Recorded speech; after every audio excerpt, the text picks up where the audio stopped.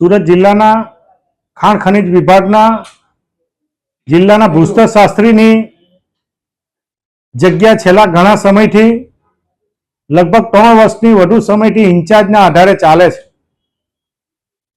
આ જગ્યા ખાલી હોવાના કારણે સુરત જિલ્લાના ઓલપાડ, ચોર્યાસી, કામરેજ, પલસાણા, બારડોલી, મહુવા અને માંગરોળ તાલુકામાં મોટા પ્રમાણમાં રેતીની અને સાથે સાથે માટી ખનનની મોટા પ્રમાણમાં ચોરીઓ થાય છે।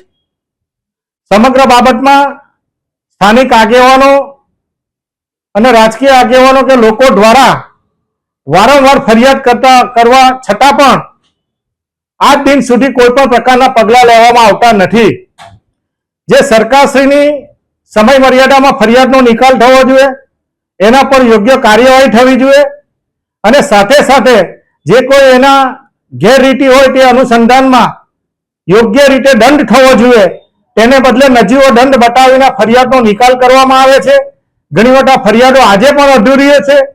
આ અનુસંધાનમાં ભૂસ્તરશાસ્ત્રીનો કોન્ટ્રાક્ટના આધારે ચાલતો સ્ટાફ, એમાં બની બેઠેલા દલાલો અને રાજકીય મેરાપીપણામાં કામ કરતા છેલ્લા 5 વર્ષનો તમે અભ્યાસ કરો તો દરેક તાલુકામાં એક જ એજન્સીને વારંવાર રેતીની અને માટીની ખોદાની મંજૂરી આપવામાં આવે છે।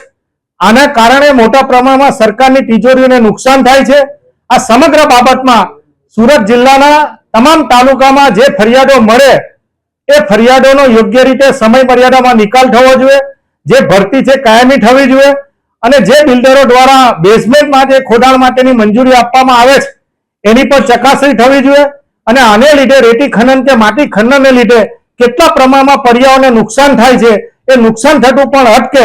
આ અનુસંધાનમાં તાત્કાલિક અસરથી પ્રામાણિક અધિકારી તરીકે સુરત જિલ્લાના ભૂસ્તરશાસ્ત્રીની કાયમી નિમણૂક કરવામાં આવે એ માટેની રજૂઆત માન્ય ખાણ ખનિજ ઉદ્યોગ વિભાગના અગ્ર સચિવને અને વિકાસ કમિશનરને કરીને સુરત જિલ્લાના લોકોના હિતમાં, પર્યાવરણના હિતમાં અને ગામડામાં રેતી અને માટી બચે એ અનુસંધાનમાં તાત્કાલિક અસરથી રજૂઆત કરી।